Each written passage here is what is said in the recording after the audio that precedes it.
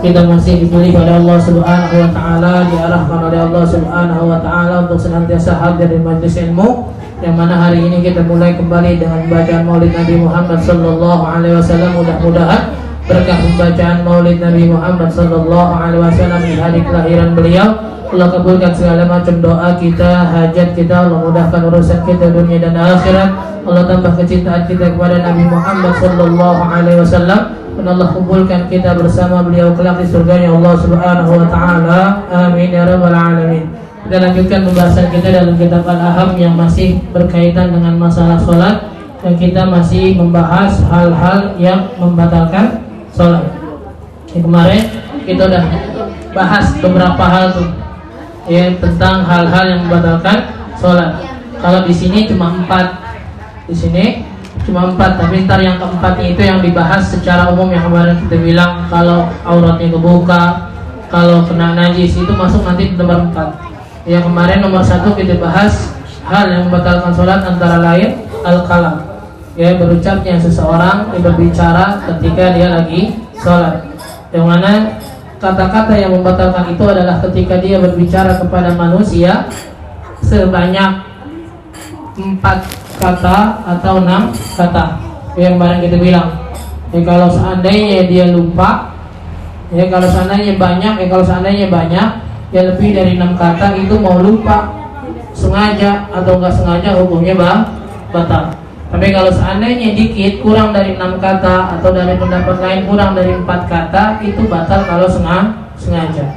Ya, kalau sengaja itu batal. Maka ketika dia lupa, ketika dia nggak tahu hukumnya, ketika dia nggak sengaja mengucapkan itu atau karena refleks, itu semuanya nggak batal selama nggak lebih dari 4 kata.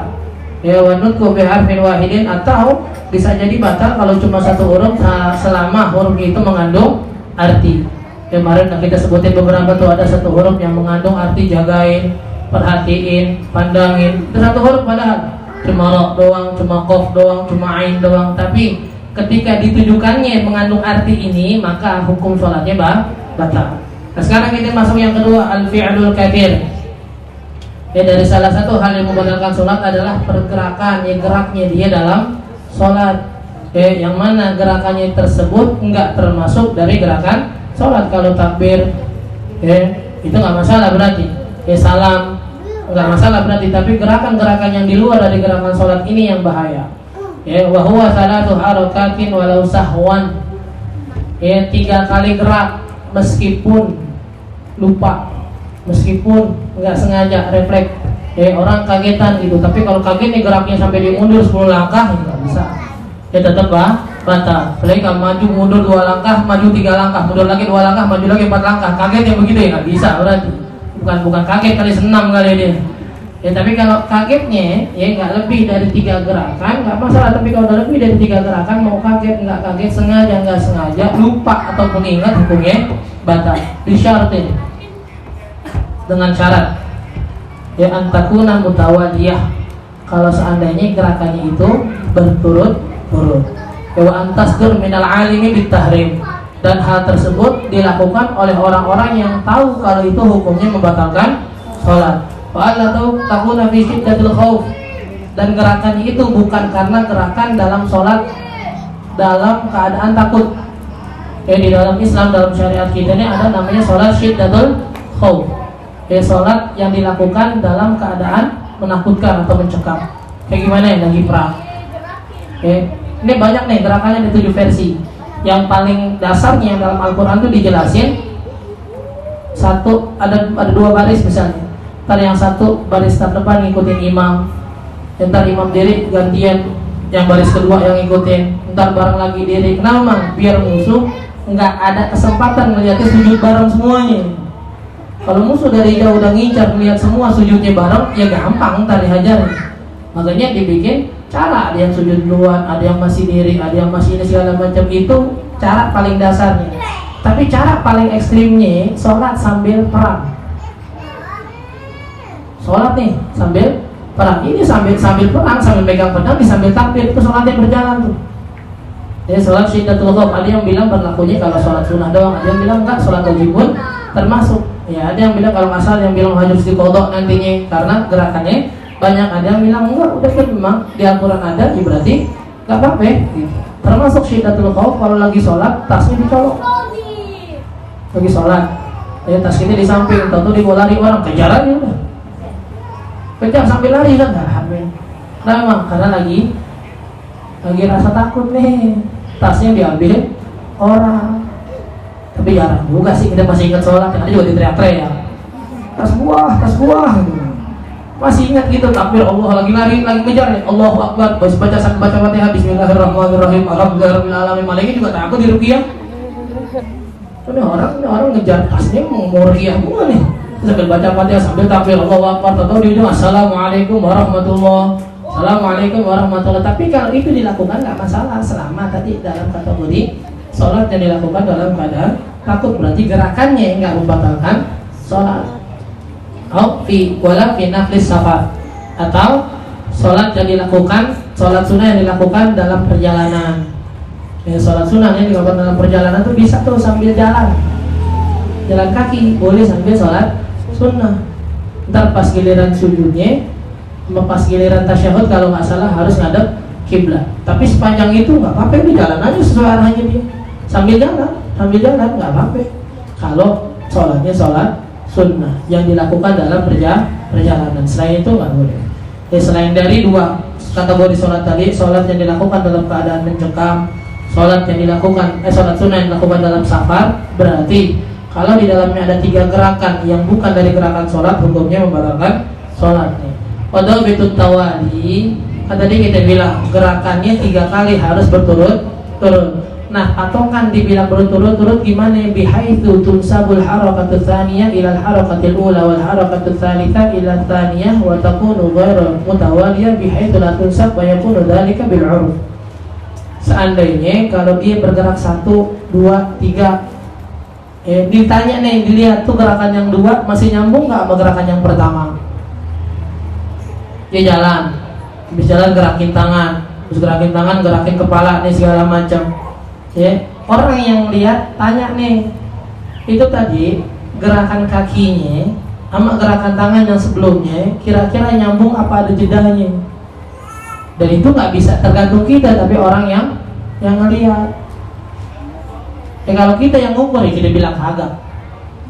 Lu kok jauh gerak-gerak? Enggak, perasaan gue jauh gerakannya, perasaan kita emang kamu batal. Tapi yang bisa nilai siapa? Orang yang di luar. Kita tadi gerakan itu gimana? Oh, ini sih bukan sholat ya, senam namanya. Ini berarti bukan nih. Ini sih bukan sholat lagi. Dari tadi gerasa kerusuk banget, mana ada? Nah, ini nggak bisa nih. Selama orang bilang gerakan 1, 2 sampai 3 nih, kalau 1 ke 2 nyambung, nggak masalah. Berarti gerakannya baru 2 kali. Tapi kalau udah 3 kali berturut-turut, nggak harus keempat, nggak. Bukan harus keempat. Ketiga kali nih dia bergerak langsung batal. Bukan 1, 2, 3. Oh, jangan sampai keempat. Bukan. 1, 2, 3 batal. Bukan yang keempat, bukan nggak boleh melebihi 3, tapi nggak boleh 3 kali. Ya waqad dara ba'dhum bi ayyafsila bainahum bi qudrati surah qul huwallahu ahad. Ada sebagian pendapat yang bilang pergerakan satu sama yang kedua nih biar nggak dibilang nyambung harus ada bacaan subhanallah walhamdulillah wala ilaha illallah wallahu akbar 1 kali. Kalau nggak sampai jarak itu dia udah gerak lagi, berarti gerakannya nyambung. Berarti panjang tuh jedanya tuh. Ya subhanallah walhamdulillah, subhanallah walhamdulillah wala ilaha illallah wallahu akbar. 6 detik sampai 7 detik. Kalau di masa di bawah 6 sampai 7 detik dia udah bergerak lagi, berarti gerakannya yang ke 1 sama yang kedua nyambung. Yang kedua sama yang ketiga nyambung. Berarti batal. Ya. Biasanya gerakan kalau laki tuh banyak gerakan leher, lehernya pegal dibunyiin, leher dibunyiin. Kadang-kadang kaki juga, kaki dikait biar bunyiin. Semua tuh gerakan tuh gerakan besar semua tuh. Ya makanya di sini kan dibilang tak.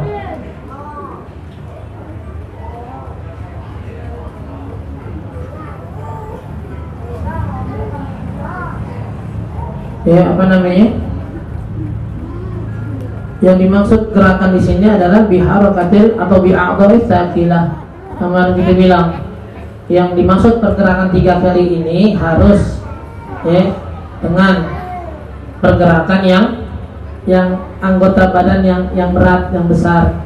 Pokoknya mulai dari pergelangan tangan, rahang, terus pergelangan kaki, itu semuanya pergerakan besar atau pergerakan berat. Berarti yang yang enteng, yang ringan cuma jari. Yang kemarin kita bilang kedipan mata, telinga, lisan, bibir, itu semuanya ringan tuh. Jadi mau bergerak kayak gimana pun nggak masalah. Ya, sholat 3 kali nggak boleh kedip 3 kali, repot.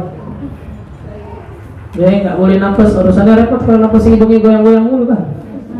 Nggak boleh, benar-benar nafasnya pelan-pelan water. Gue lama banget, takut 7 detik ditahan dulu, buangnya kelamaan. Enggak, itu pergerakan kecil. Yang besar tadi itu tangan nih, tangan berarti masuk nih. Makanya yang baru kita bilang kan, pas kalau perempuan ada yang lupa harusnya apa? Tepuk tangan kan? Tapi tepuk tangan yang dimaksud bukan ini, bukan. Enggak, belum ada sih. Cuma saya pribadi belum pernah dengar penjelasan kayak gini dari guru-guru kita yang sering itu kalau tepuk pundak tangan. Dan pergerakannya sampai mana? Sampai sini doang. Itu pun nggak boleh 3 kali, udah 1, 2. Mau gerakin lagi nih, imamnya masih gak dengar juga. Entar dulu, tadi kita bilang subhanallah walhamdulillah wala ilaha illallah wallahu akbar, baru 1, 2 lagi. Mau gerak lagi, entar dulu, tungguin lagi 7, baca tadi itu subhanallah walhamdulillah. Gak dengar juga imamnya, biarin lah, mau gimana kan? Lu gimana nih? Ya, makanya di sini imam gimana ya? Imam tuh antara harus khusyuk, gak boleh dengerin makmum, tapi juga kadang kudu dengerin.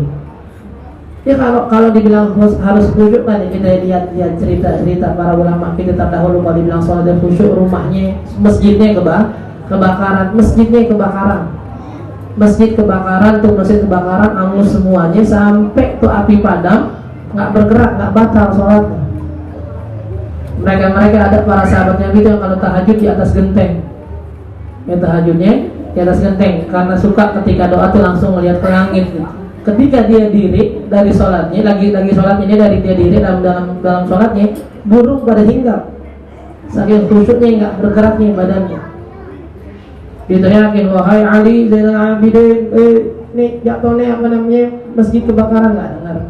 Bahkan Sayyidina Abdullah bin Umar ketika lagi sholat, anaknya di sampingnya kejatuhan, plafonnya jatuh, ular apa kalajengking kalau salah di atas anaknya. Bini teriak-teriak, nggak tahu juga dah. Ya harusnya khusyuknya kayak gini, tapi tadi kita bilang repot juga. Tapi kalau lagi sholat jamaah, lagi salah ditegur ujung-ujungnya, ya nggak denger, udah kada begini. Ya, makanya imam serba salah, mau dengerin makmum jadi nggak khusyuk, nggak dengerin makmum dan makmumnya kesel. Ya subhanallah, terserah udah bagaimana kita. Ya kan, subhanallah, terus dijambak juga imam ini. Ya, pokoknya kalau udah dibilangin imamnya salah, ya udah. Dan yang sering kita bilang, kadang nih kita nggak harus terlalu buru-buru negor kalau yang salah itu bukan masalah rukun.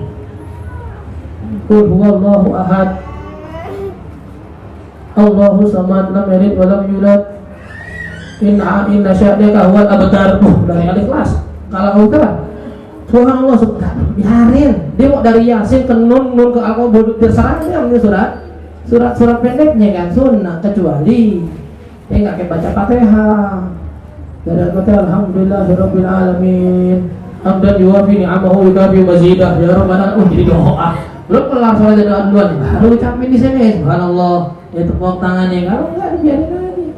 Kita juga yang sering kita bilang ke makinya, kalau ada orang imam salah, tungguin sampai dia ngaku salah, baru ditegur, baru kasih tahu salahnya. Jadi bukan berarti dia ngaku salah nengok belakang, bukan. Kalimat masih bismillahirrahmanirrahim, sabbihisma rabbikal a'la alladzi khalaqa fasawwa walladzi qaddara fahada. Diam. Bismillahirrahmanirrahim, sabbihisma rabbikal a'la alladzi khalaqa fasawwa walladzi qaddara fahada. Diam. Bismillahirrahmanirrahim. Diamin aja, mau nungguin sampai subuh juga apa-apa, diamin aja udah. Dia lagi berusaha, ntar juga imamnya juga kadang-kadang kalau jadi imam dah nggak mampu, ya udah langsungnya berubah. Berarti aja gue huwallahu ahad, Allahu samad, lam yalid wa lam yulad, itu masih muter juga kebangetan dah. Nanti pas masih muter juga kebangetan, apa yang dibaca lagi sholat. Jadi nggak usah nggak usah maksain jadi imam, dan makmum pun nggak usah buru-buru. Lagi kenapa sih kita kadang-kadang kesel gitu kan? Lagian sih sholat nggak hafal, sholat surat panjang ya biarin nanti dia nyobain. Ya kadang-kadang kita tuh marahnya bukan karena dia sok nyobain surat yang panjang, cuma nambah lama sholat kita. Yang dibikin kesel bukan dicobain baca surat panjang, bukan. Kan sering kita bilang, kita nih gara-gara jarang melatih diri kita melakukan kebaikan yang banyak, kadang ditambahin porsinya dikit langsung ngambek. Ayo ngaji, baca Quran, 1 ain. Di rumah udah disiapin 1 ain. Satu saja bilang, baca dan 2 ain, artinya gondok langsung tuh. Nambah nih, ada 1 ain perasaannya. Memang hati kita udah berat duluan. Dia sholat di masjid rest area, masjid kantor, masjid yang di pinggir jalan kita nggak tahu. Ya kadang banyak saudara-saudara kita yang kalau lagi sholat tuh masya Allah milih suratnya gitu. Dia bilang, ya lagi sholat maghrib baca sabbih isma rabbikal a'la, wah langsung beda pandangan itu. Kita nih lagi udah khusyuk nih nunduk nih. Atau imamnya baca sabbih isma rabbikal a'la, langsung nggak tuh nyari imamnya siapa nih?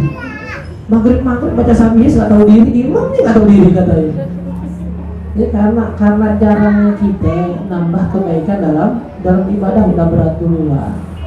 Ya hasil tadi dia tiga kali gerakan. Nggak boleh kalau perempuan tadi dibilang harus ada bacaan subhanallah, alhamdulillah, wa la ilaha illallah, Allahu akbar. Di sini ada beberapa permasalahan diantaranya al khutwah minar rijal, ya pergerakan kaki. Ini seringnya kapan? Kalau sholat. Kalau sholat pas depannya batal, akhirnya keluar nih. Yang depannya batal, keluar lagi sholat. Ngapain? Jangan pura-pura khusyuk. Dari awal sholat kita celingak, giliran depan ada yang bolong, ada yang gak berani maju, nunduk sampai akhir. Lu nggak maju tadi, gue nggak lihat di mana. Dan tadi sholat tuh ngadep depan, giliran depan tuh bolong aja nunduk baru. Maju tuh. Ya inna min ahabbil khutwati min ilallah khutwatun yakhtuha biha liyasuddal furjatal ladhi amamah. Ya, salah satu langkah yang paling dicintai sama Allah adalah langkah yang digunakan untuk menutup bolongnya soft yang ada di depannya. Yang penting tahu caranya udah. Ya tadi kita bilang jangan maju mundur dia ragu sendiri, jangan maju aja. Tapi di sini permasalahannya itu tabar harokah wahidah fa innu kilat ma'ahadil ukhra fa tabar harokatain. Oke. Di sini ada pendapat, tapi pendapat kuatnya di sini dikatakan 2 kaki itu dihitungnya 2 tuh, nggak 1. Dari salah satu permasalahan yang disepakati oleh Imam Ibnu Hajar dan Imam Romli, ini gerakan kaki nih 1, 2 tuh, bukan 1 bukan. Ya, makanya kadang-kadang kita ngeliat orang-orang yang 1, 2, 3 ini batal berarti nih. Ya dia bilang enggak usah kan ini baru 1, enggak 1, itu 2 nih. Ya gerakan yang kaki kanan 1, kaki kiri ya 1, jadi 2. Maju lagi, ya batal. Ya, malah guru-guru ini sampai ada yang jaga-jaga maju 1, yang kiri masih di belakang. Saya dulu takut lah emang, dia ngitungnya malah lebih parah lagi, ngangkat kaki 1, nurunin 1.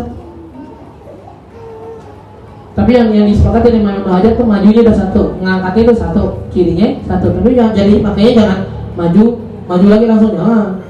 Berarti tadi kita bilang tuh harus ada jarak subhanallah walhamdulillah wa la ilaha illallah wallahu akbar, baru maju lagi. Kalau langsung maju jangan, kan jaraknya jauh, kayaknya nggak mungkin 1 langkah tuh masih 2. Ya kecuali tingginya 2,5 meter kali. Ya kalau tingginya 2,5 meter kali, kakinya 1 langkah doang. Kalau ini kayaknya nggak bisa gitu. Cara lainnya lompat malahan lagi. Ya ntar lompat ada masalahnya lagi. Lompat mungkin kelihatannya sekali ngangkat kaki doang, tapi enggak, malah lebih parah di sini. Wadihal bunyat waruju'uha awaduha warafu'aha yu'tabar harakatan wahidah idza kana muttasilan. Tangan pergerakannya kalau habis dia gerakin langsung balik lagi, itu gerakannya namanya 1. Tapi kalau seandainya dia di atas dulu nih, dia dulu garuk dulu, dia ke bawah, itu 2 berarti. Tapi kalau cepat enggak melebihi subhanallah walhamdulillah wala ilaha illallah wallahu akbar tadi itu berarti hitungannya 1. Tadi kita bilang 3 yang batal, tapi bisa jadi pergerakan sekali atau 2 kali, bahkan pergerakan anggota badan yang kecil pun ya bisa batalin sholat dalam beberapa keadaan. Yang pertama yang kita bilang tuh idza kanat biqasdil la'ib, kalau tujuannya bercanda. Mata nggak bakal batalin orang sholat, dia mau kedip ribuan kali nggak bakal. Ya, tapi kalau ada cowok ganteng lewat, dia nggak percaya matanya sendiri, dikedipin lagi gitu. Berarti dia enggak ini. Ya, kalau dia bercandi begini nggak bisa nih. Ya, ponakannya lewat, dia kangen buat ponakannya ngeliatin lagi sholat di kedipin lagi. Dia makan. Ya, itu kan sama tadi lisan, lidah kita juga sama, telinga kita sama, jangan ribut sama. Ya kita mau garukan, gatal Ustaz, garukan terserah. Tapi yang penting tadi kita bilang, pergelangan tangannya jangan bergerak. Garukannya jangan diangkat tangannya, jangan begini, jangan tempelin di sini ini. Ya apa namanya? Pergelangan tangannya tempelin di tempat yang dia gatal. Habis itu gerakin tangannya, terserah mau sampai sujud nggak apa-apa. Tapi habis sujud, pas lagi sujud disujud dulu, jangan lepas tangan, jangan. Ini bukan naik sepeda nih urusannya nih. Ya sujud berarti sujud dulu dua-duanya, ntar dia mau terusin lagi, terserah. Yang penting tadi, jangan kesel, jangan. Ya udah garut pelan-pelan nggak hilang, pelan-pelan nggak hilang. Batal jadi begini urusannya nih. Ya kalau mau tadi kita bilang ya nggak harus satu jari. Ada orang yang bilang nggak boleh 5 jari, harus satu jari. Ya nggak hilang gatalnya. Gatal kita satu jari nggak bakal hilang. 3 jari, 4 jari, 5 jari nggak masalah. Yang penting pergelangan tangannya ingat jangan sampai bergerak. Pokoknya kapan ada yang gatal 5 ya udah tempel dulu tangannya baru gerakin jarinya, terserah. Ya mau di kepala, mau di punggung, di perut segala macam sampai pokoknya taruh tuh tangannya baru garukan. Kan tadi kita bilang jari itu gerakan kecil yang mau kali ribuan digerakin selama niatnya nggak bercanda batal. Ya, yang kemarin kita coba juga jangan sampai orang lagi sholat diajak sweet. Ya, kemudian kita sholat asyhadu an la ilaha illallah. Iseng aja dikeluarin tangannya dari mukena. Ya dikeluarin kasih jempol, ya kasih telunjuk ngapain? Atau yang kita bilang pas banget kita sholat di samping saudara-saudara kita yang telunjuknya digerak-gerakin, itu juga ikut-ikutan lagi. Ya jangan mau 4 nih jari nih lagi sholat 4 kita gerakin begini nggak masalah selama niatnya nggak bercanda. Tapi kalau niatnya bercanda sedikit, meskipun 1 kali, meskipun dengan anggota ringan, tetap batalin sholat. Wa idza kanat waqfah fahisha aw darbah mufridah, tadi kita bilang ngelangkah hati-hati, jangan sampai langkahnya dihitung 3 kali. Jadi Ustaz kalau gitu kita loncat aja gimana ya? Jangan. Ya biar sekali doang diambil ancang-ancang, dinunduk dikit dia loncat ke depan. Jangan. Ya meskipun kelihatannya cuma 1 gerakan tapi ngebatalin. Pokoknya gerakan yang orang pandang ini si orang nggak sholat nih, batal tuh berarti sholatnya. Meskipun 1 kali. Kita kalau lagi sholat, kemarin kita bilang lagi sholat disunahkan naruh sesuatu di hadapannya biar orang yang ngelewat nih nggak jadi dosa. Kalau kita udah naruh dengan syarat-syaratnya, masih ada orang yang mau lewati juga, boleh tuh kita jagain. Kita kasih tanda, kasih tahu boleh biar dia nggak ngelewatin. Kalau masih ngelewatin, boleh didorong. Udah lewat nih, dia nggak paham nih, boleh tuh kita dorong. Bahkan dalam satu riwayat pakai pedang pun nggak masalah, nakutin pakai pedang nggak masalah, digebuk dikit pakai pedang nggak masalah, asal gebuknya jangan pakai ancang-ancang. Kalau gebuk dia nggak pakai ancang-ancang ya batal sholatnya. Dijagain mesti mau lewat juga dimuter balik takok aja batal nih. Kenapa emang gerakan yang masalah berdamboknya emang agak gerakannya. Emang ada orang sholat lagi nabok begitu segitu semangat ya kan enggak. Makanya gerakan yang orang lihat bikin dia terlihat enggak dalam sholat itu rata-rata ngebatalin sholatnya. Meskipun 1 kali. Ya, meskipun 1 kali, meskipun gerakan kecil, selama niatnya bercanda atau ya gerakan itu dipandang sama orang dia bikinnya akhirnya kelihatan enggak lagi sholat, itu batal berarti.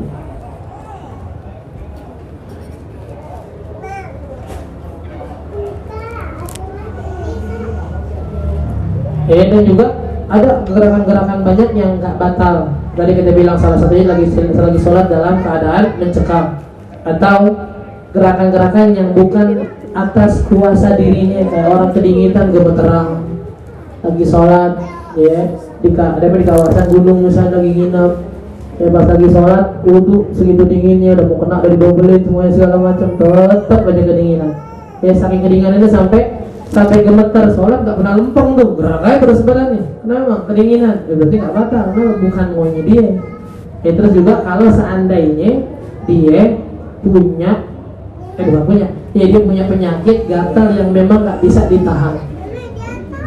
Kalau ada orang punya penyakit gatal yang nggak bisa ditahan, ya itu kalaupun digerak banyak pun nggak masalah, ya selama memang benar nggak bisa ketahanan itu gatalnya, ngilangin khusyuknya. Kalau nggak digaruk, tapi digaruk sering masa pindah-pindah, gatalnya lagi seluruh badan, tar di paha, tar di perut, tar di punggung, tar di leher, tar di kepala, tar di muka, terserah. Tapi di sini masalahnya, masalah jujur-jujuran kita sama Allah nih. Bener nggak itu gatalnya nggak bisa ditahan? Kalau sebenarnya masih bisa ditahan, terus kitanya yang menggambarkan itu nggak bisa ditahan karena pengen garukan doang, ya batal. Kalau gerakan banyaknya, kalau gerakan besarnya melebihi tiga kali. Ya, terus juga yang membatalkan sholat diantara lain makan. Ya, kalau banyak jelas batal, disengaja nggak sengaja. Kalau sedikit nggak batal.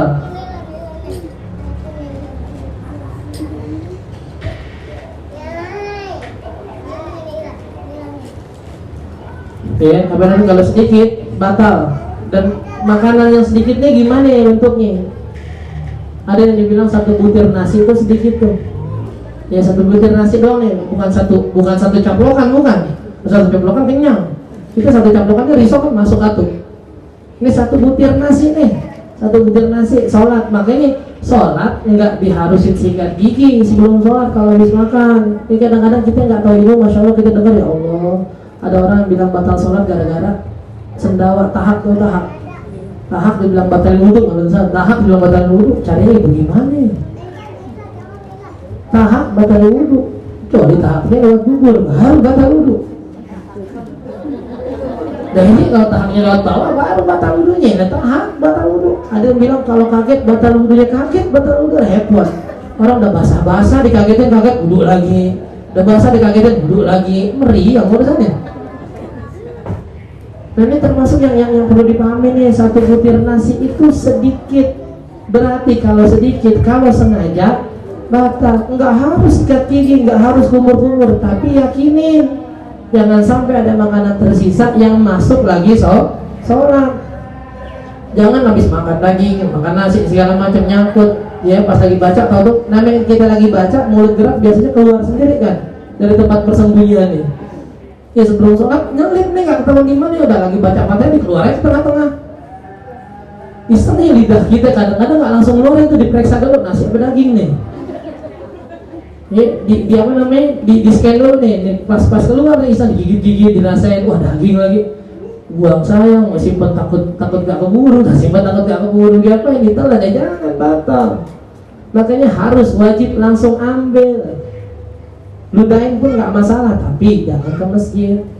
Ya maksudnya kalau di masjid ya nggak boleh ludahinnya ke masjid. Ke muka kita nggak apa-apa, nggak najis. Ya ke tangan kita pegang terus tahu lap di sarung kita nggak apa-apa. Tapi kalau ditelan batal. Dia ingat itu ditelan batal. Beda antara sholat sama puasa. Kalau puasa gerakannya nggak menggambarkan orang lagi ibadah. Kita puasa, misalnya sekarang hari Sabtu ada yang puasa.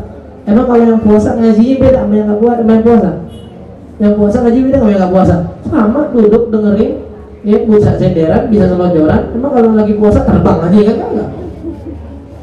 Ya, besok perbedaan kalau bulan Ramadan pas masuk bulan puasa beda nih, biar ketahuan kita puasa jalannya nggak kayak kaki, pakai tangan. Sama. Bangunnya juga sama, meleknya mata duluan, nggak ada yang melek mulut duluan dibuka. Berarti kan nggak ada bedanya antara orang yang sedang ibadah puasa sama yang nggak puasa. Makanya lupanya dia pas makan itu dimaklumin. Apalagi hari pertama, hari kedua, hari ketiga, orang-orang yang jarang puasa ya emang bisa orang langsung ngantuk tuh, makanan nggak diberesin, ditaruh aja meja. Bangun jam 9, lapar lagi. Wah makanan siapa nih? Makanan siapa? Udah tahu dulu yang sahur tadi nanya makanan siapa? Ya, kayaknya mama lupa nih beresin makanan semalam tadi sebelum subuh, nggak jadi semalam dimakan, udah enak, maknya keluar dari kamar baru bangun ditawarin maknya makan nggak makan lagi, udah saking khusyuknya ya ditegur, nggak usah biarin kenyang dulu. Ini kalau emang benar lupa, makanya nggak dimaklumin. Makanya kayak dimaklumin puasa kalau lupa sepiring, 2 piring, 3 piring nggak apa-apa selama lupa. Tapi kebangetan lupa sampai 3 piring. Sempat lagi bikin es teh manis kan repot yang begini. Nah, kalau lupa, tapi kalau lupa nggak masalah. Kalau sholat kan ketahuan gerakannya. Ada kasih orang makan sambil begini nggak ada, kecuali lo nggak makan kerupuk. Nggak ada orang makan sambil diam begini segala macam, sambil rukuk, sambil sujud, nggak ada. Makanya harusnya situ ingat lagi ibadah. Nasi masuk dikit sengaja batal. Kenapa mang? Orang udah tahu jelas gerakannya ibadah, kenapa masih makan? Tuh bedanya antara sholat sama puasa. Ya makanya boleh makan, boleh. Bahkan kalau yang lagi kita bilang ada orang nanya ngerokok boleh nggak sebelum sholat? Boleh, nggak batal. Ya jangan, maksudnya negor masalah rokoknya terserah ya, tapi jangan sampai kita kelihatan maaf kurang tahu ilmunya gitu ketika negor orang-orang yang dekat sama kita lagi ngerokok. Lu mau sholat, batal tuh sholat lu. Urusannya apa? Urusannya apa? Ngerokok mau batal wudhu kan kemarin kita bilang nggak ada kan syarat-syarat rokok membatalkan wudhu. Keluar sesuatu dari tubuh, sentuhan lagi kurang kuat, apa namanya itu kemaluan, terus apa? Satu lagi hilangnya akal, kecuali dia ngerokoknya sambil buang air baru batal. Nah kalau ngerokok doang ya kagak. Ya jangan sampai tadi kita bilang kita kelihatan bodohnya sendiri dah kalau kita bilang ya ketika kita nggak tahu ilmu negor orang yang itu bukan dari hal-hal yang membatalkan ibadahnya. Ya paham ya? Jadi sholat sama puasa beda. Sholat dikit aja. Ya itu selama. Tadi kita bilang sekali selama makanannya bisa dibedain. Ya, maksudnya kalau pas dia sadar nih, pas lagi sholat tahu ada makanan. Kalau dia sadar itu makanan bisa berasa antara makanan sama ludahnya, itu wajib dikeluarin, nggak boleh sampai ketelan. Kalau ditelan ludahnya sengaja berarti nggak ada niatnya. Ustaz, saya niatnya telan ludah kok bukan dengan makanan, kan lu tahu tengah-tengahnya ada daging.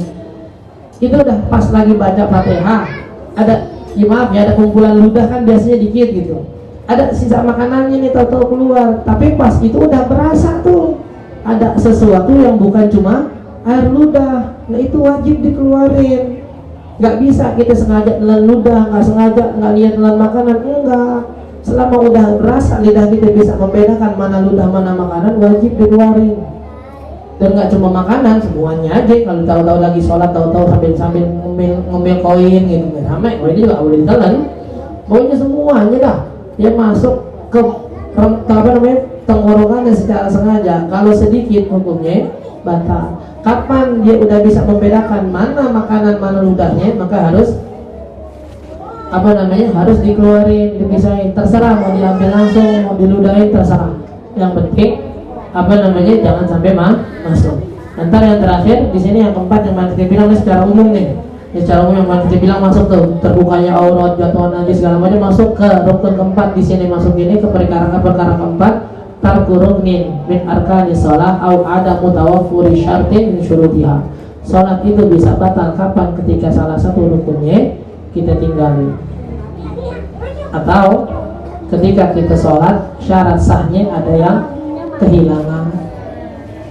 Nah kita bilang kan namanya syarat sah itu harus dijaga dari sebelum ibadah sampai selesai, bukan ketika mulai, sampai selesainya ibadah. Kalau rukun ada di tengah-tengah ibadah.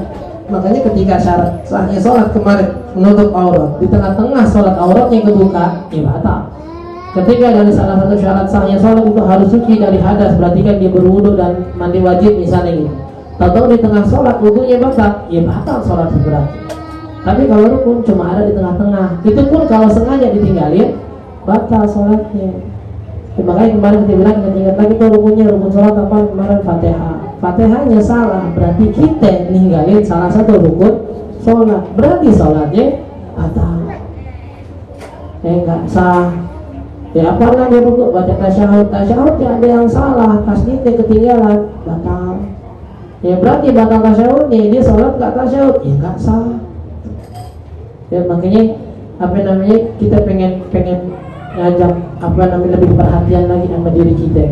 Kalau seandainya kita bulan maulidnya kan kita tadi kita baca sengaja baca maulid lagi karena bertepatan dengan tanggal 12 Rabiul Awal, tanggal lahirnya Nabi Muhammad. Kalau mau nyenengin Nabi gampang, nggak gampang sih. Tapi Nabi nggak minta banyak gitu maksudnya. Kalau menyenangkan Nabi cuma minta satu hal. Apa?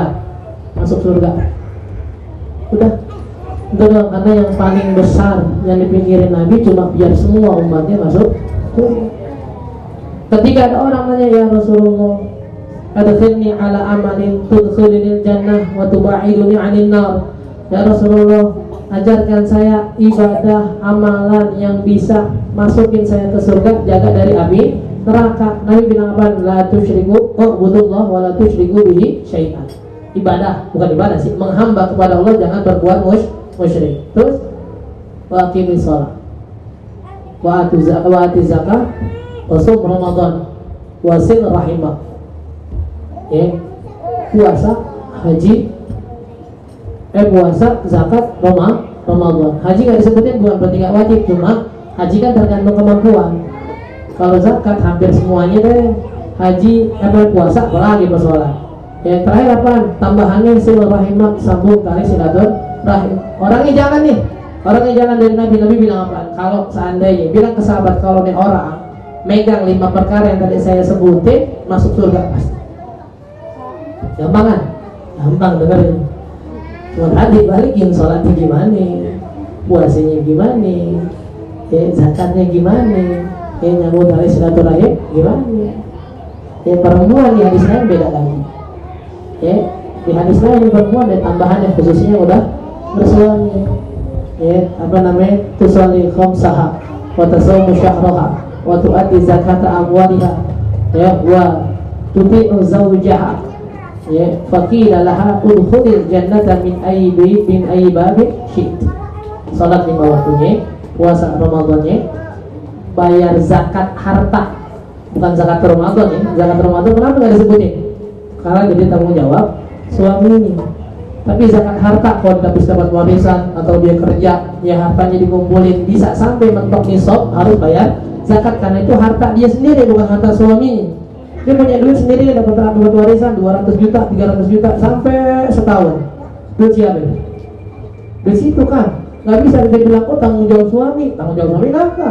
Ini duit kita sendiri nih, duit situ sendiri. Perempuan berarti bayar zakat kalau punya duit, kalau nggak punya ya udah, nggak usah dipikirin. Berarti syarat yang ini. Terakhir apa? Wa tuti'u zawjaha, taat sama suami. Terus apa hasilnya? Kalau dia meninggal, kilalaha, dipanggil namanya, dikasih tawaran, lo masuk surga yang mana terserah. Oh itu aja gitu. Makanya kita bilang mau bikin Nabi senang, udah itu. Ya ada sahabat perempuan nanya, ya Rasulullah, ini sahabatnya dipuji sama Nabi ya. Kita ini perempuan, nggak sholat Jumat, nggak bisa jihad, nggak bisa khutbah, nggak bisa begini, nggak bisa begini. Banyak amalan laki-laki yang nggak bisa kita amalin karena kita perempuan. Terus gimana ya biar kita nggak kalah sama amalan para laki-laki nih? Kata Nabi, hal ta'lam imra'atan ahsana su'alan minha. Dibilang ke sahabat yang laki ini, kalian pernah lihat gak ada perempuan yang nanyanya lebih bagus dari dia? Maksudnya pertanyaan yang bikin Nabi senang itu kalau orang prihatin sama agamanya. Enggak yang bikin, ya Rasulullah doa utang dong dikasih sama Nabi, ya Rasulullah biar saya kaya dong dikasih sama Nabi. Tapi yang bikin Nabi senang dari umatnya itu kalau kepikiran sama agamanya, amal ibadahnya gimana. Sampai dibilangnya perempuan terbaik yang pernah nanya ke saya, kata Nabi. Apa kata Nabi? Akhbiri liman waru'aki minan nisa. Kasih tahu orang yang butuh, orang-orang perempuan yang mutus kamu kesini nih buat nanya pertanyaan ini, kasih tahu. Inna husna i'tirafiki i'tirafikunna, bahwasanya kebaikan pengakuan kalian terhadap hak suami kalian ya'dilu dzalika kullah. Ketika kamu mengakui bahwasanya suami kalian adalah orang yang harus ditaati dan kalian amalkan, udah cukup. Untuk laki itu khutbah, jihad dan segala macam, situ di rumah aja pahalanya sama kadang. Tapi kan kita masih pakai tapi kadang ya. Tetapi kan sakti, beda nih, begini nih. Situ sama laki begini, ya bis bagaimana dong? Ya bagaimana? Apa bagaimana? Dan situ sama lakinya. Ya, terus laki kita begitu, laki kita begini, nggak ketemu kita jadinya, situ lakinya begitu kita begini. Ya. Terus kemana lakinya kita agak udah begini gimana ya sama. Ya, dan ini kata Nabi kuncinya itu husna i'tirafika bi uquqi zawjiki, ya, apa namanya, pengakuan terhadap hak seorang suami yang dilakukan oleh perempuan, yaitu bisa menyamai semua amalan seorang laki-laki di luar rumahnya meskipun si perempuan cuma di rumah. Dan makanya yang kita bilang ini yang kita mau dari bulan Maulid. Ya, hadir Maulid, kita dengar kisah-kisah Nabi segala macam bagus, tapi pendengaran, ya, diperdengarkannya kisah-kisah Nabi itu tadi buat membangkitkan kerinduan kita, kecintaan kita sama Nabi. Kalau cintanya udah bangkit, biasanya nirunya gampang. Ya, makanya itu yang dicari tuh, diperdengarkan kisah itu biar makin kita cinta sama Nabi. Karena orang tuh cinta sama orang tuh kadang-kadang dari sosoknya, dari parasnya, kadang dari keindahan akhlaknya, kadang dari kedermawanannya. Ya, dan hal ini semua ada sama Nabi. Iya, gantengnya, iya, bagus akhlaknya, iya, dermawannya, iya. Makanya itu diperdengarkan setiap hari biar Nabi, biar kita makin tertarik buat kenal Nabi itu siapa sih. Kayak kalau di bulan Maulid biasanya kita di sana bikin alakon setiap kamar tuh. Kita di sana kalau kita mau bilang cuma sekedar Maulid doang ya, kita ditarik nih di Darul Mustafa. Kalau bulan Maulid semua ruangan kita baca Maulid. Ini rumah ruang kamu di majlis baca Maulid. Ntar ke belakang baca Maulid, dapur baca Maulid, kamar baca Maulid, ruang sholat bacain Maulid semua. Tapi tadi jangan pembacaan Maulid itu membuat kita lupa sama inti dari Maulidnya. Jangan sampai kita lupa kita baca syama'il tentang akhlak, apa namanya, ciri-ciri fisik dan perangainya Nabi. Itu namanya kitab syama'il Nabi itu tiap malam sebelum tidur dibacanya, dijelasin Nabi itu apa namanya, wajahnya putih bercampur merah, dadanya bidang, tangannya besar, dia kepalanya besar, dia segala macam, kalau melangkah ini, semua keindahan sebutin, hidungnya mantul, matanya dibilang belok kagak ya, tapi sedikit enggak. Itu punya kalau bahasa Arab susah ngertiin, nemu kata Indonesia ya susah ini. Ya enggak belok, enggak sipit, apa gitu namanya. Ya alisnya tebal, nyambung nih segala macam, disebutin dulu. Kenapa Bang? Biar terus keingetan, apalagi dibacanya sebelum tidur. Lagi kemarin buat sebelum tidur nih ya, Instagram, dicari artis-artis idolanya. Ya pas tidur kok ngimpi bulan ngapain? Gak ngimpi Nabi, mulanya artis lagi, penyanyi lagi aja. Ya udah mulai ini seminggu ngomongnya udah. Ini dibaca nih, diingetin biar tahu. Nih kita, nah Sayyidina Hasan, cucunya Nabi. Berarti kan hidupnya sama Nabi ya. Hidupnya sama Nabi nih. Dia pernah datang ke Hindun bin Abi Hala, Hindun lakinya, anaknya Sayyidah Khadijah dari suami yang pertama. Berarti anak tirinya Nabi. Datang ke Hindun nih, Sayyidina Hasan tadi datang ke Hindun nanya, jelasin ke saya dong, kakek saya dulu nih, kan beliau masih kecil, tahu kakeknya tapi kan nggak tahu kebiasaannya. Kalau diri gimana, kalau bangun dari duduk gimana, kalau mau duduk gimana, kalau ngomong gimana, kalau diem sampai diemnya ditanya gimana. Padahal cucunya Nabi ya udah pasti masuk surga kan, buat kita masih nanya Nabi itu gimana. Kita yang kita tanyain siapa, tiba masalah kardioverti orang heboh banget.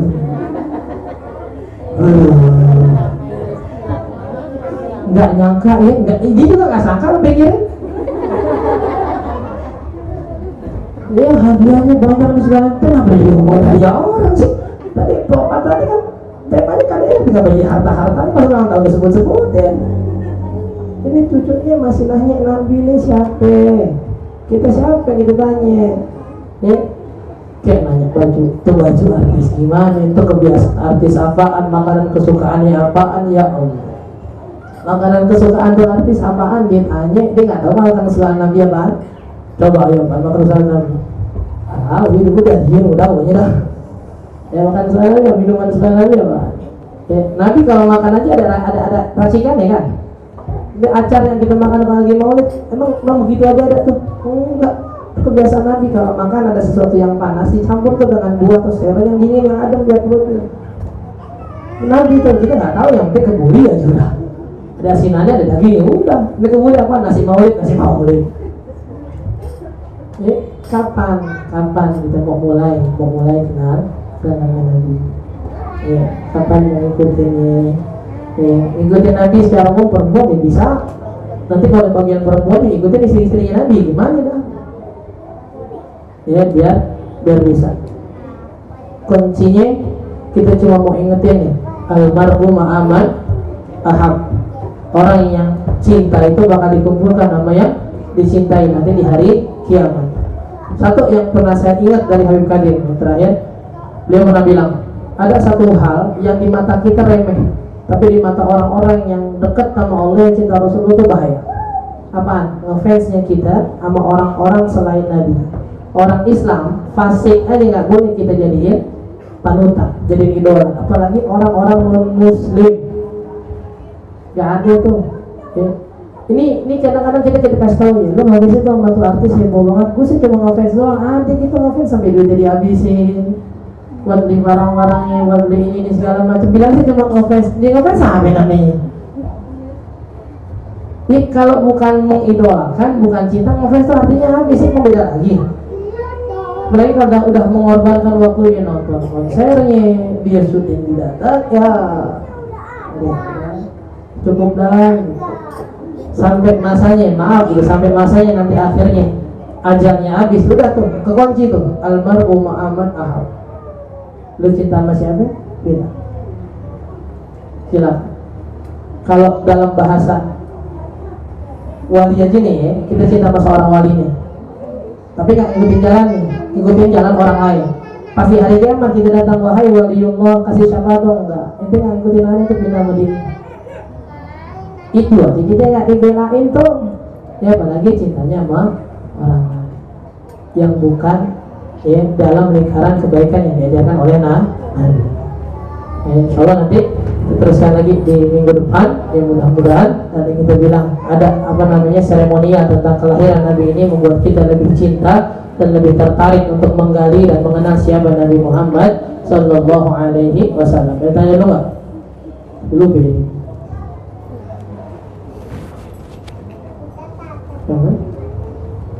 Kalau lagi sholat, gitu batal nggak?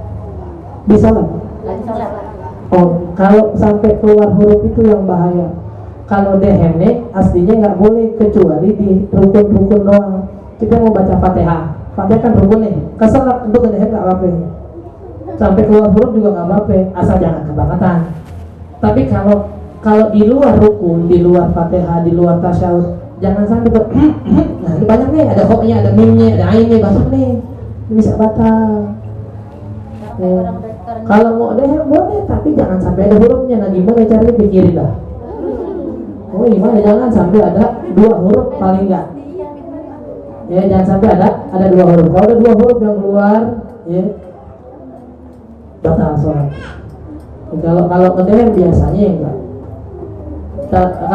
Kalau di rukun enggak batal. Fatihah nih, mau baca Fatihah atau Alhamdulillahirabbil alamin keselak nih. Kalau nggak di dehem, nggak di ini, nggak jalan-jalan nih tenggorokan ini, dehem nggak apa, mau kata keluar dari A sampai Z nggak apa-apa, karena buat baca Fatihah. Tapi kalau di luar rukun jangan sampai keluar ada suara di deheman itu dua huruf.